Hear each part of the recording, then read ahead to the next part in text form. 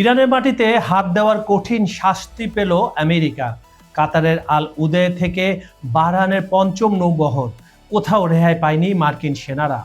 তেহরানের স্পষ্ট বার্তা, আঘাত করলে পাল্টা আঘাত হবেই।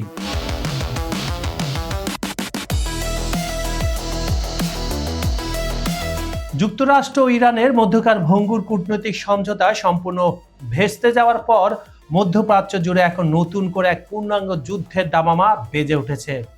হরমুজ প্রণালীতে বাণিজ্যিক জাহাজে হামলার ঘটনাকে কেন্দ্র করে দুই দেশের মধ্যকার দীর্ঘদিনের উত্তেজনা এখন রক্তক্ষয়ী সংঘাতে রূপ নিয়েছে।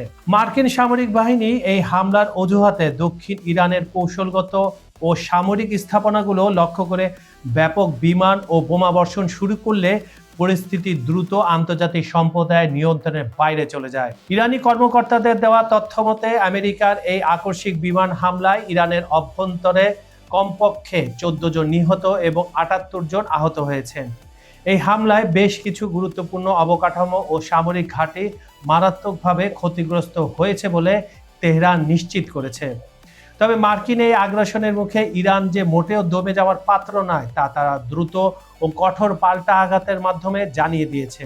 মার্কিন বিমান হামলার জবাবে রবিবার থেকে সোমবার পর্যন্ত ইরানের সামরিক বাহিনী মধ্যপ্রাচ্যে অবস্থিত মার্কিন সামরিক স্থাপনাগুলোতে একযোগে নজিরবিহীন ভয়ঙ্কর পাল্টা আঘাত হেনেছে। ওমান, কাতার, কুয়েত, বাহরাইন এবং জর্ডানে অবস্থিত মার্কিন ঘাঁটিগুলো লক্ষ্য করে ঝাঁকে ঝাঁকে অত্যাধুনিক ব্যালিস্টিক মিসাইল ও ক্যামিকাজি ড্রোন ছুড়ে মারা হয়।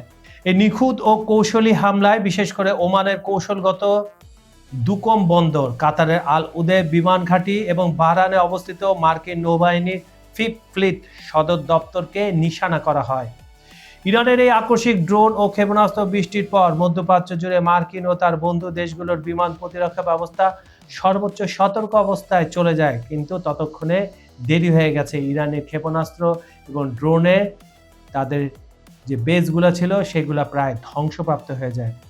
কাতার ও সংযুক্ত আরব আমিরাতের আকাশ প্রতিরক্ষা ব্যবস্থা যেমন প্যাট্রিয়ট ও থার্ড সিস্টেম বেশ কিছু ইরানি ক্ষেপণাস্ত্র মাঝ আকাশে প্রতিহত করতে সক্ষম হলেও বেশিরভাগ ক্ষেপণাস্ত্র টার্গেটে হিট করে, যার ফলে সেখানে ব্যাপক ক্ষয়ক্ষতি হয়।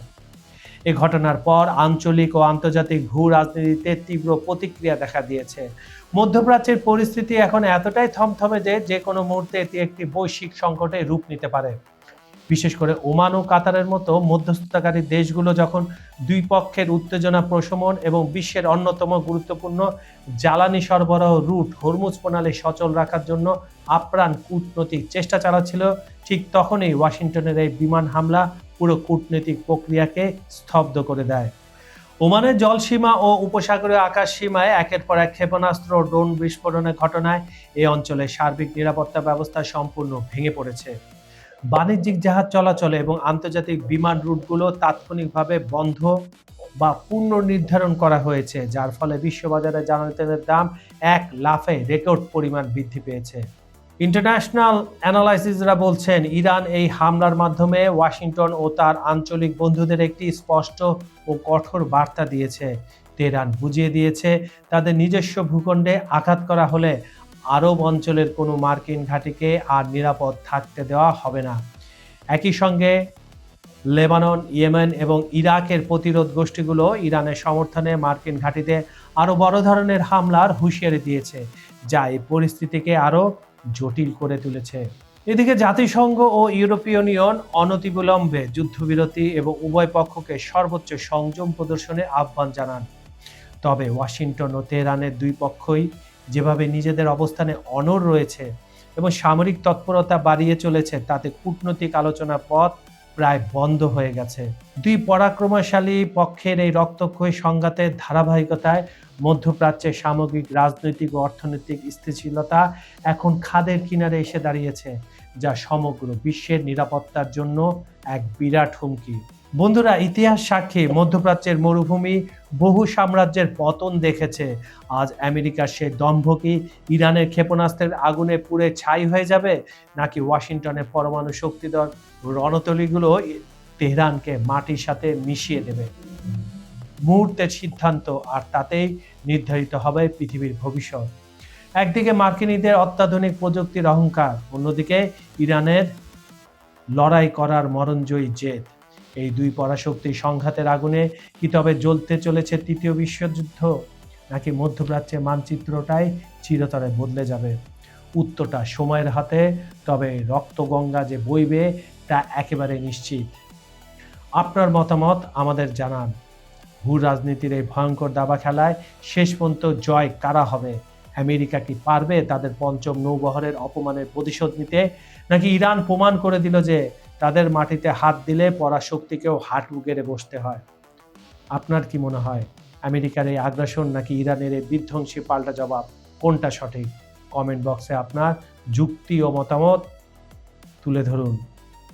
খবর সংযোগের এই বিশেষ বিশ্লেষণটি আপনারা পৃথিবীর কোন প্রান্ত থেকে দেখছেন?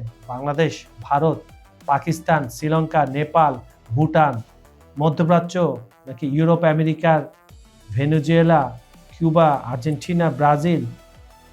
যেখান থেকে দেখুন না কেন, কমেন্টে আপনার শহরের নাম জানাতে ভুলবেন না।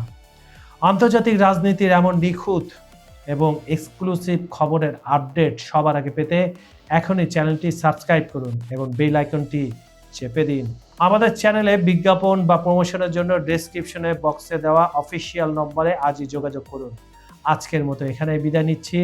পরিস্থিতি কোন দিকে মোড় নেয় তা দেখতে চোখ রাখুন আমাদের পরবর্তী ভিডিওতে। নতুন কোনো হট টপিক নিয়ে আবারও হাজির হব। আমি কাজল হায়দার। ততক্ষণ পর্যন্ত ভালো থাকুন, সতর্ক থাকুন, চোখ কান খোলা রাখুন। আল্লাহ হাফেজ।